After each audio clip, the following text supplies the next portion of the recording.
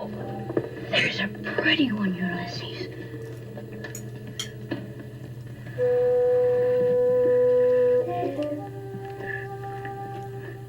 There it is. Hello, BookTube. I'm Sean Breathes Books. Welcome back to my channel and another Friday Reads.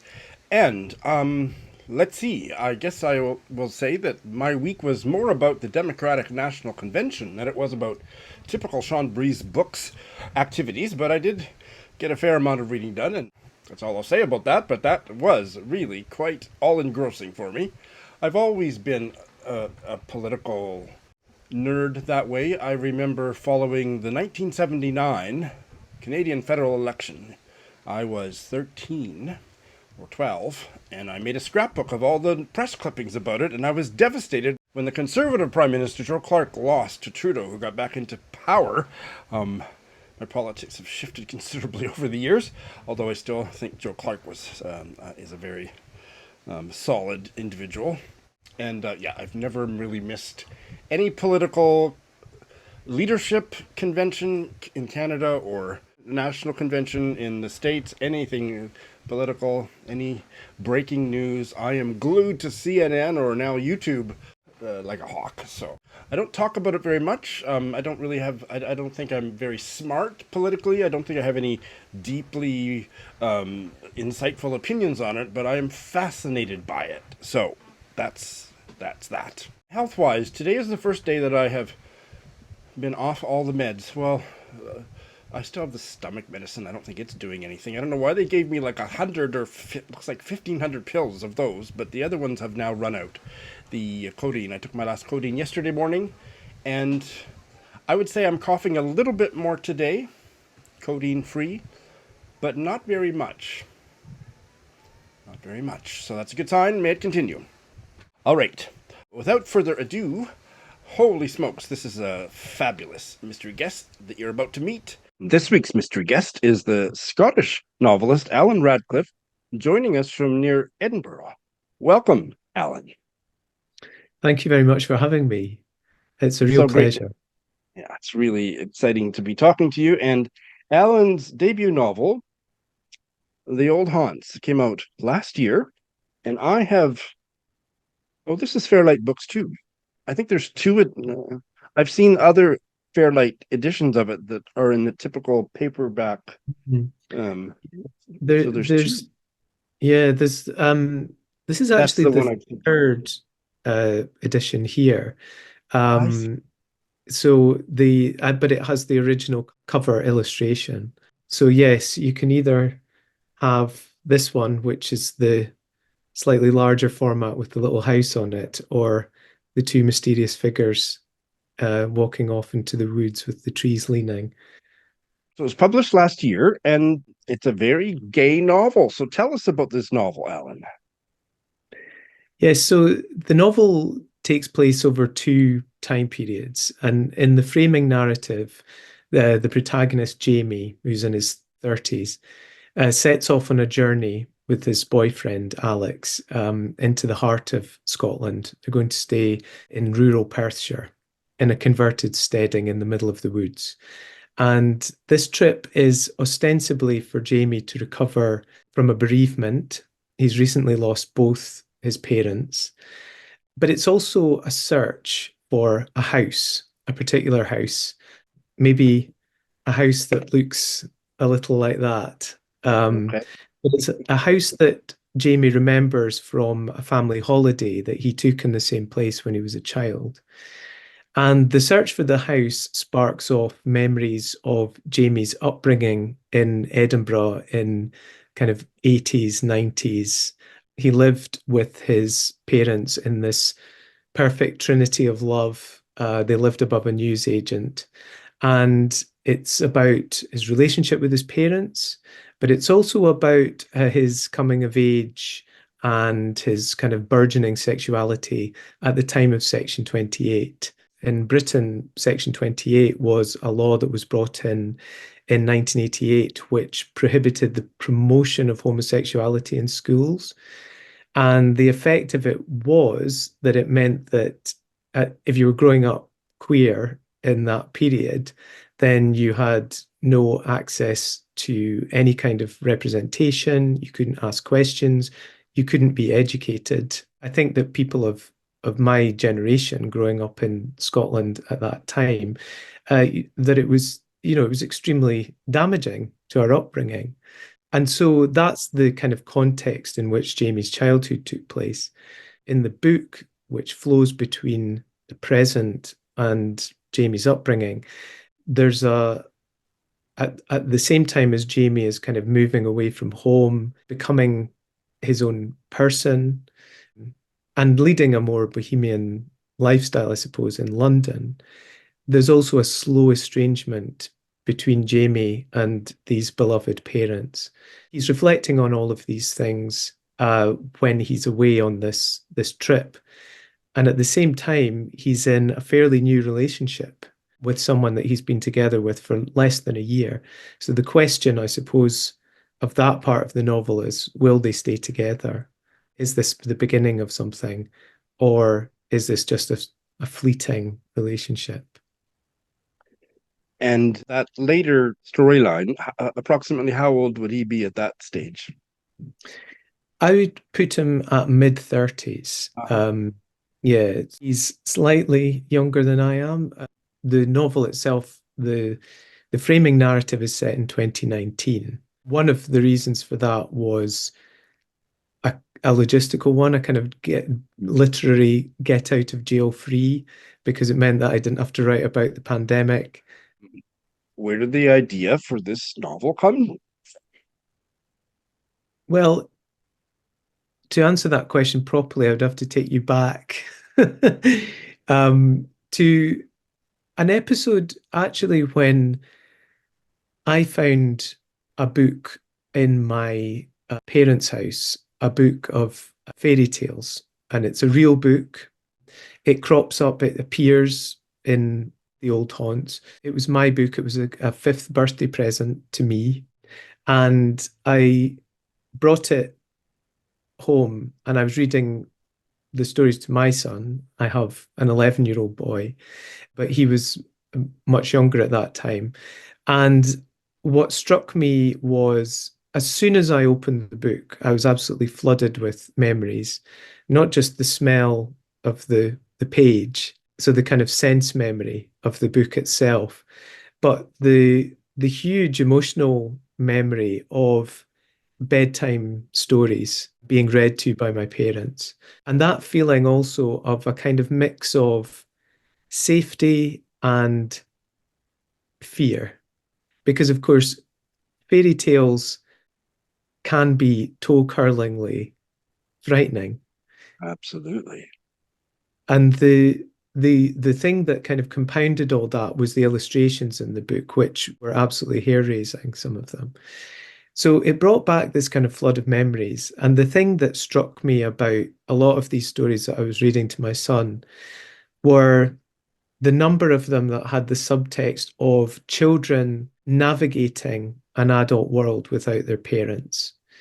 The classic example being Hansel and Gretel, where they're thrown out into the world, into a forest, and they have to fall back on their own resourcefulness in order to survive this on their own and also to find their way home. So that was the kind of the starting point for the idea I had, which was of a contemporary telling of that kind of story, where a character is bereft of both parents and then has to find a way to navigate the adult world. And it's something that, of course, happens to all of us. It doesn't necessarily matter that, at what age you lose your parents. There's always a sudden feeling of jeopardy of being lost and alone in the world. And it also, is complicated by the kind of relationship that you had with your parents as well. And I think for queer people, because, and especially for people of my generation, because we grew up at a time where we remained in the closet for an awful long time, it meant that we couldn't have the kind of relationship, the kind of open and honest relationship with our parents that perhaps we might have wanted to. So I liked the idea of taking that kind of fairy tale template, if you like, and bringing it into a kind of story of a queer man who had recently lost his parents and was then having to navigate that forest again, because of course the framing narrative is set within a kind of rural landscape. Holy smokes. Well, it sounds incredibly relatable from someone who grew up in Saskatchewan, Canada, and came of age and came out in the mid 80s. So, very different kind of maybe even generation, but certainly location. But so much of what you're speaking about is warming my heart towards this book. I can't wait to get into it myself. So I have some ideas about some of the reasons why you may have chosen the title The Old Haunts, but I'd like to hear you talk about the title. Yeah, I think that there are obviously multiple meanings to the idea of the old haunts. I mean, there's the literal sense of Jamie is on a journey to find a house that, with which he has very clear memories. And this is a kind of journey in the sense of trying to connect with a place that he remembers, but also alongside that, trying to reconnect with the spirit of his parents. And he does find a house, and it's left ambiguous whether or not this is the house. But in a way, that doesn't matter, because the journey that Jamie's going on is one of trying to tell the story of his life with his parents now that they're no longer there. So you have the sense of revisiting places that may have been meaningful to you. It's like Truman Capote in Breakfast at Tiffany says that he's always drawn back to places where he's lived and places that were meaningful to him. And I think, especially as we get older and memories start to become a little fuzzy, it's quite nice to go and reconnect with a place and be surprised at the difference between how it sits in your memory and the reality, and also the changes that have been wrought in the intervening time as well. So there's that sense of it, and then there's also the sense of being haunted, not necessarily in a supernatural way, but as I said, part of the story is about Jamie going back and telling himself the story of his life. And I think that we often do that when times are hard, when sad or serious things happen to us. We go back and try to make sense of them through storytelling. And that's exactly what Jamie's doing in the course of this journey. Not only is he searching for this house, but he's also telling himself the story of his life with his parents. And some of it is painful, and some of it is obviously unreliable, and some of it he's not even sure if it happened. So that's why I quite like the title, The Old Haunts, because it has those kind of manifold meanings. I'm thinking of Gertrude Stein's There Was No There There, and I think it was about when she returned to her childhood home in California as an adult, and there was nothing really there anymore. And I can't find the full quote or another quote that's about that same experience, but it was something about when you're going back seeking the root of it all, it's because the plant itself is dying, or something like that. That was evoked from some of the things you've said about this novel. I'm not going to ask you how autobiographical that is. I just don't feel comfortable asking you that. You can talk about that if you want, but I'm just wondering about how this story, now that it's out in the world, has it changed the way it's in you? Are you haunted by this story still? It's incredible, actually. In the course of the last year, I've done a lot of reading events, and I've met a lot of people, new people, and I've also reconnected with people that I haven't seen for a long time, which is lovely. So a mix of new friends and old friends.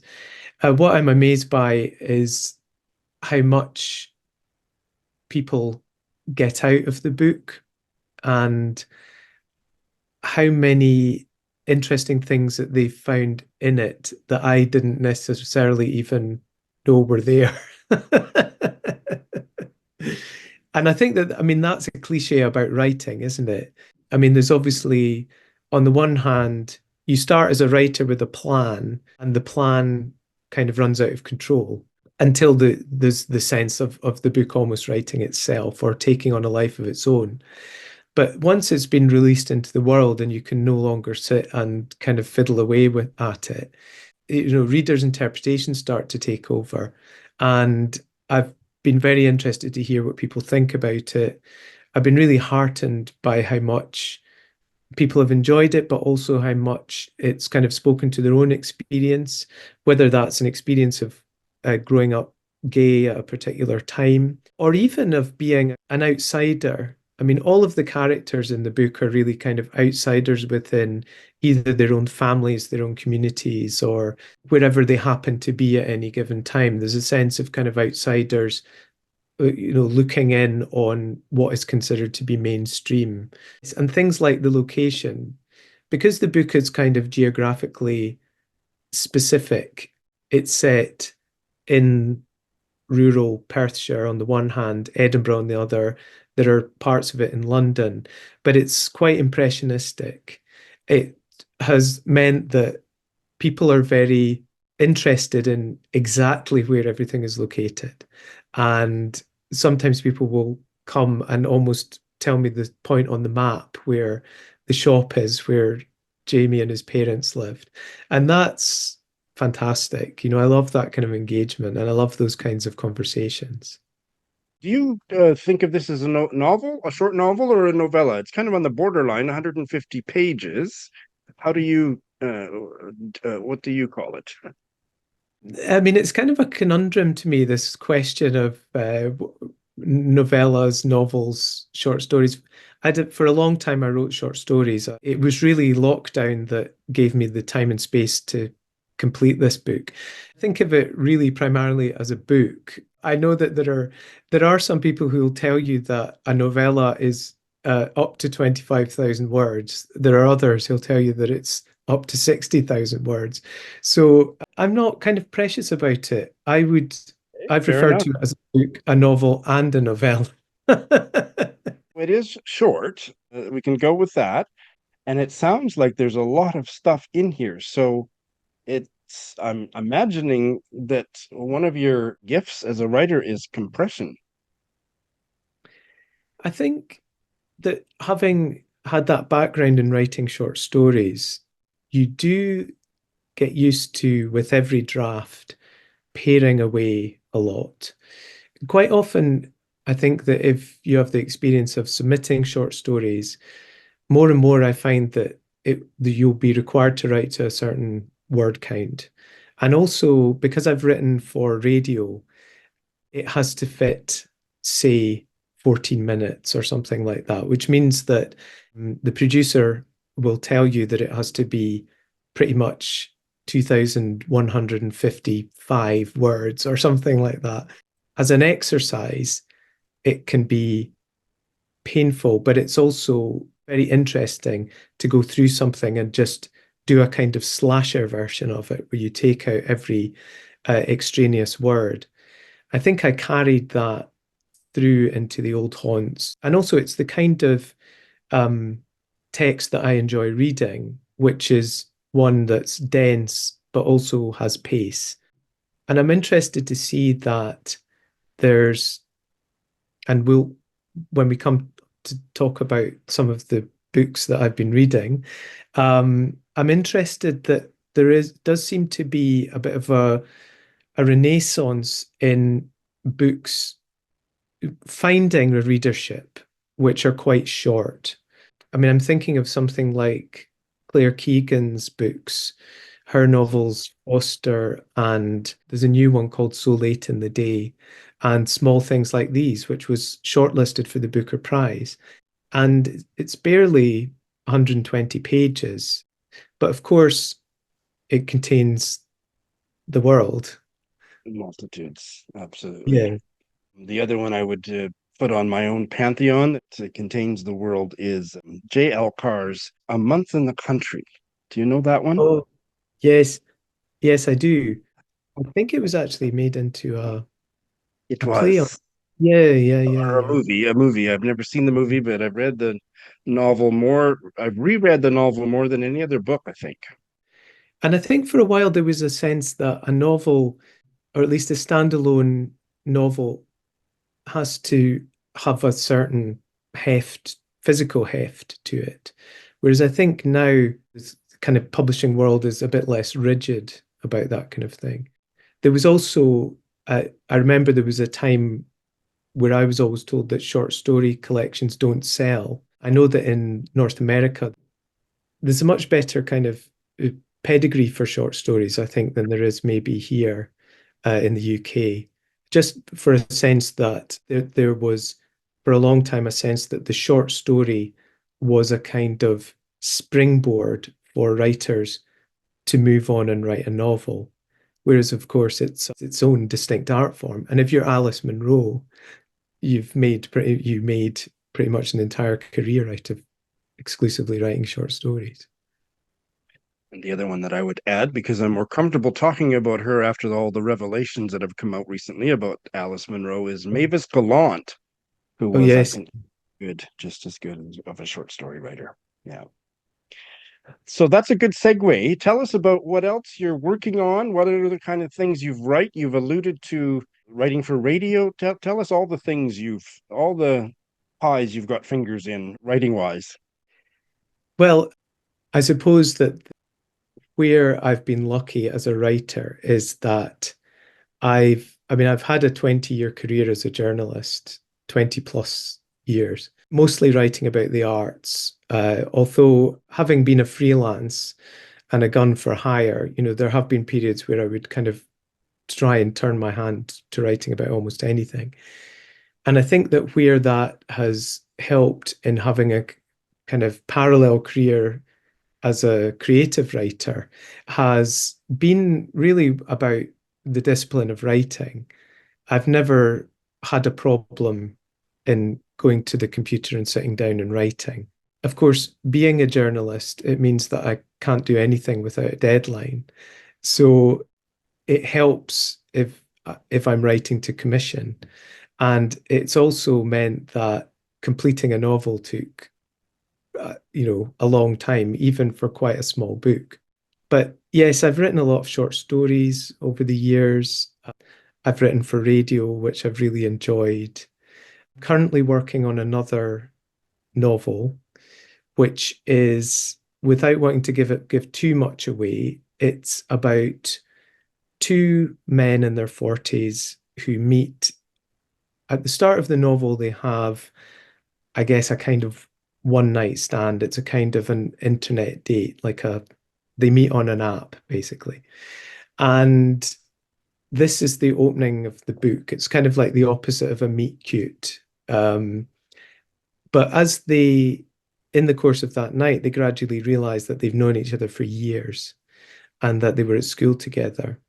And when they part after that night, the book splits into competing or conflicting narratives from the two of them about their memories of growing up, where their lives overlapped, and the things that made them different people. So that's what I'm working on at the moment. And it's at the kind of editing stage, which is, again, it's a huge pleasure to have a manuscript that you can knock into place. But there is always a sense of, there's no deadline to it. So you kind of think, well, this is limitless. Yes. So, how about Allan Radcliffe, the reader? What have you been reading recently that you'd like to recommend? Well, the books that I would recommend that I've read recently are mostly quite recent books, which is unusual for me because quite often I'll have a pile of books that I'll make my way through. And sometimes it takes me a while to get round to things. And suddenly I'll stumble across a book that I meant to read 5 years ago. But I'm really pleased to see that in my most recent pile, it's a bit like the out tray. The books are generally ones that have been published within the last 2 years. So one book that I wanted to draw people's attention to is The Whale Tattoo by John Ransom. And this won the Polari Prize, which is a prize in the UK for queer writing. And this is a debut novel by John Ransom, who I think hails from Norfolk, around the coast in Norwich, which is the kind of pregnant bump on the kind of east coast of southeast or coast of England, the East Midlands of England. And it's the story of Joe, who's from a working class background. He's queer and he's been in this extremely intimate sexual relationship with another young man called Tim Fish. And Joe, for reasons that we find out later, has had to leave town. And when he comes back, he resumes this relationship with Tim. But the complication is that in the meantime, Tim's married and his wife's pregnant. And on the surface, you're kind of preparing yourself for quite a kind of naturalistic, realistic, kind of quite gritty kind of relationship story. But it's very internal. And Joe's kind of gift, I suppose, or his torment, is that he has conversations with the water, with the river. He speaks to a sperm whale that washes up on one of the beaches, which is almost like a kind of portent of doom. And I thought it was just brilliantly sustained. The writing's really beautiful. It's very, on one level, very real and kind of immediate. But on the other hand, it has that kind of slightly magical kind of numinous quality to it. So I would really recommend that. That's The Whale Tattoo by John Ransom. So this book is Rosarita by Anita Desai. Anita Desai is obviously a kind of venerable writer from India who has been 3 times shortlisted for the Booker Prize. So she is kind of at the other end of the career scale. This is her latest book, and it's a slim novel as well, or novella as well. It's something like 100 pages.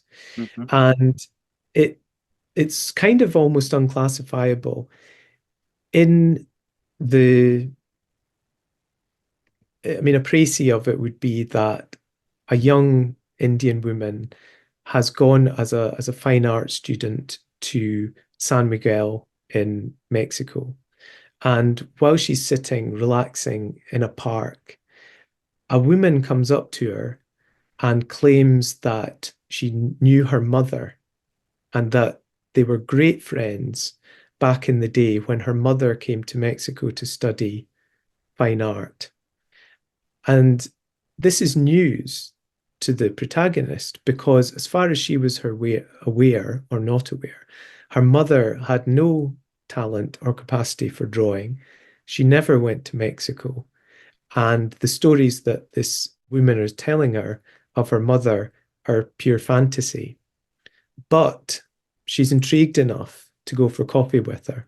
And from there, the story kind of spirals into, on the one hand, I guess a kind of desire to find out whether or not this story is true that this woman is telling her. And also, a little bit like in my novel, The Old Haunts, a desire to reconnect with a mother that in a lot of ways she didn't really know. And the novel not only takes you on a kind of journey through Mexico where she follows this woman in search of clues as to what actually happened to her mother at that time, but it also touches on things like themes like the partition of India and how that relates to the civil war in Mexico and things like that. So there's a lot in this very short, slim book. It touches on that relationship that we have with our parents in the sense that they're huge importance to us, but also the mystery of who are these people who were my parents, and who am I? So again, I mean, I would highly recommend this. It is short, but it's full of questions and mysteries and very sort of subtly political as well, I think, as well. Wow. Well, this has been a really stimulating conversation, Alan. I am looking forward to reading The Old Haunts, and I hope that you'll come back and we can have a deep, more in-depth chat about that then. Yes, absolutely. Thanks. I've enjoyed it so much. It's been great. Thank you. And Alan did talk about one more book that led into a fairly lengthy and absolutely fascinating discussion of that writer and their output in general that would have made it just a bit too long for my Friday read, so I'm saving that for a special standalone video coming soon to my channel, or maybe not soon, but coming to my channel, so stay tuned for that. I'll keep you in suspense as to who it is, but in the meantime, oh my goodness, I cannot wait to get to Alan's novel, The Old Haunts. I didn't put up any videos this week. I'm hoping to get at least one up in the coming week, maybe more, because there's some that are going to be kind of timely that I'd like to get up. So yes, I'm hoping to get back in the groove of at least one or two videos in between my Friday reads, so we'll see how that goes, but nothing in the past week. And no Patreon news to report other than that the Bookish Brunch is next Saturday, August 31st, so if you join before then, you can take part in that fun Zoom chat with all the other patrons who talk about what they've recently been reading. And just a reminder that when you do join, whenever that is, you'll get my new Sean Breathes Books bookmark in the mail. I haven't finished anything, haven't bailed on anything, but I have started two that I'd like to talk about. And then I may start one on audio later in the week. So let's move on to that. So yes, I have started two. One on audio that I'd hoped to finish, but blame the DNC for the fact that I didn't. But oh my goodness, I am totally engrossed in that. Annie Ernaux's, I believe it's a straightforward memoir rather than, well, I guess it's kind of autofiction-y. Everything Annie Ernaux has written, I believe, is kind of a genre-bending type of gift to the world. This is called A Girl's Story, translated from the French by Alison Strayer. It was published in 2016 in French. The translation into English by Alison Strayer is 2020.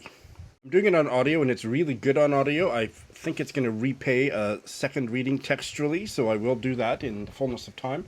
But I'm really getting a lot out of it. If you don't know, it's one of her more recent books, and it's a time of her life that she, I think, has gestured towards in other of her writings, but has never focused on, and that's the summer of 1958 when she was going on 18. She turned 18 that summer, and she went to a summer camp as a camp counselor, and ultimately had her first sexual experiences with some of the older camp counselors there, and felt a lot of shame and was shamed by the other people in the camp that knew about it, because I think she told them, and also the young men blabbed about it both, and so she experienced a lot of humiliation and went on to develop some serious conditions such as bulimia, depression and bulimia, from all of the kind of frenzied psychosexual feelings of being overwhelmed that all of that elicited.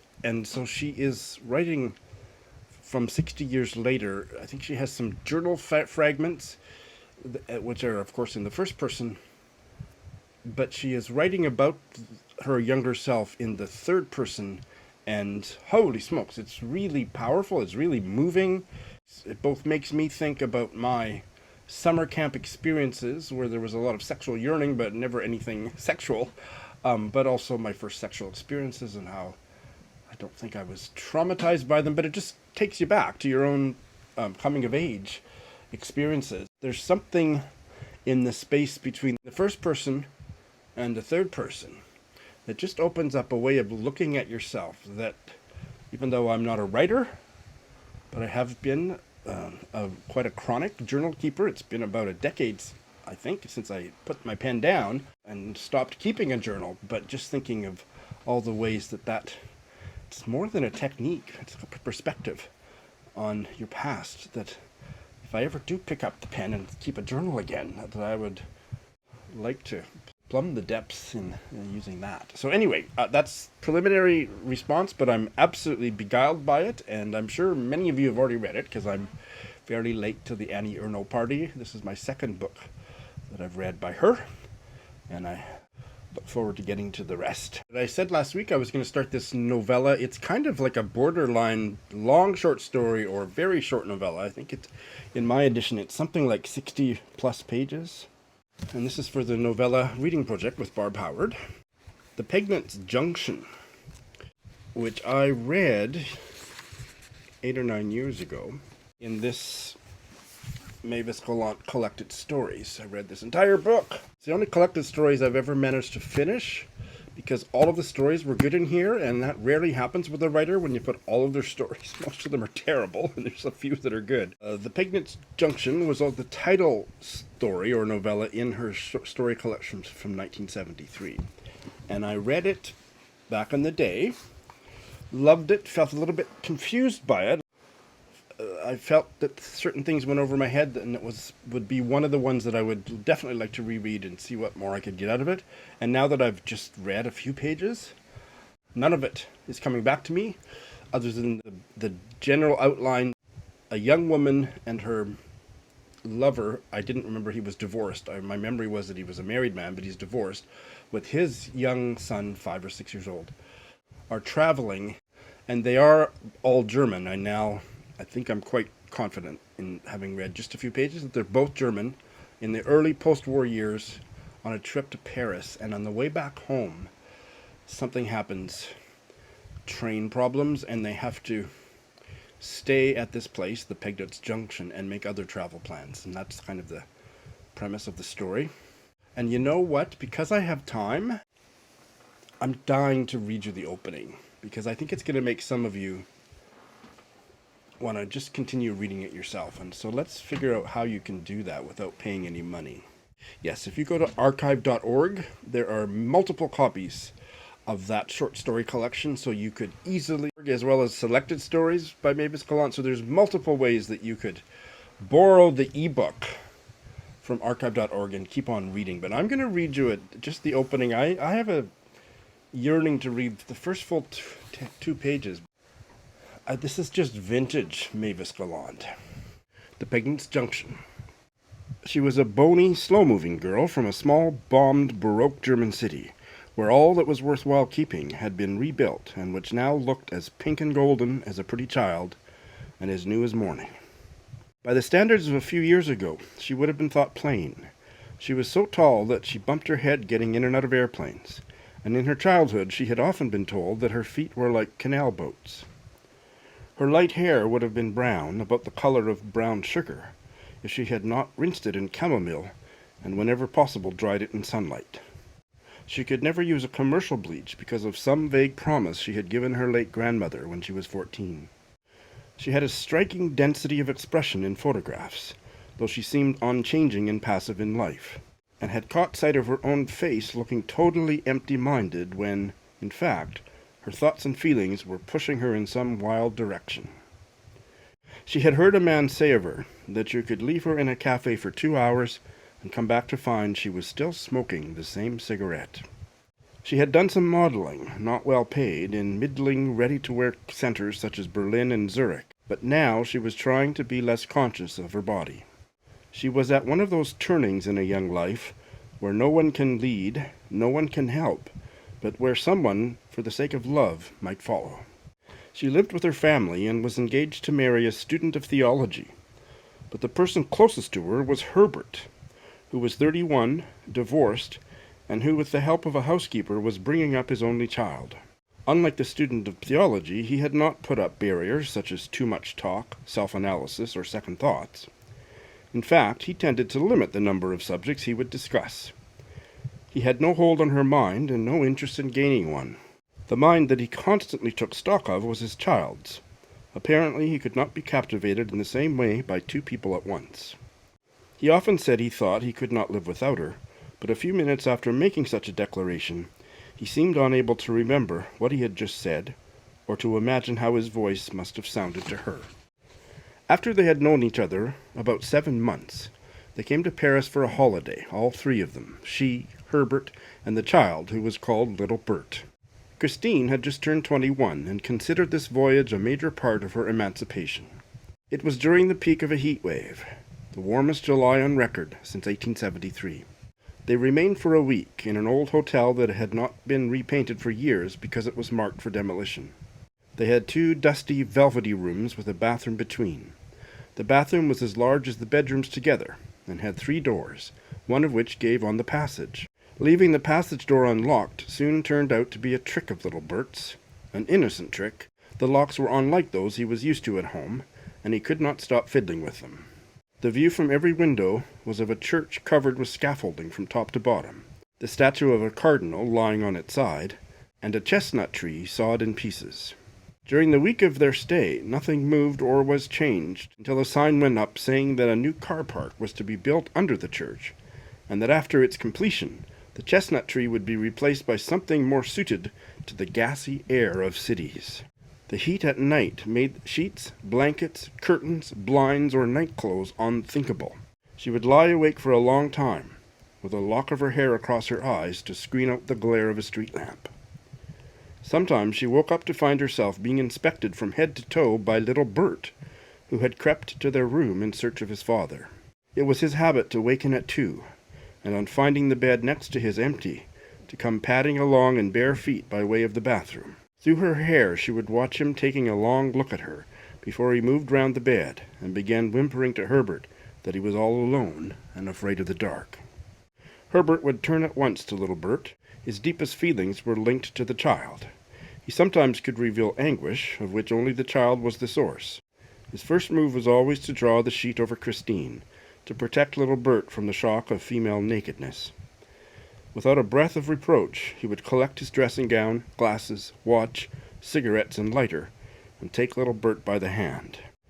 "I'm sorry," quavered the child. "It's all right."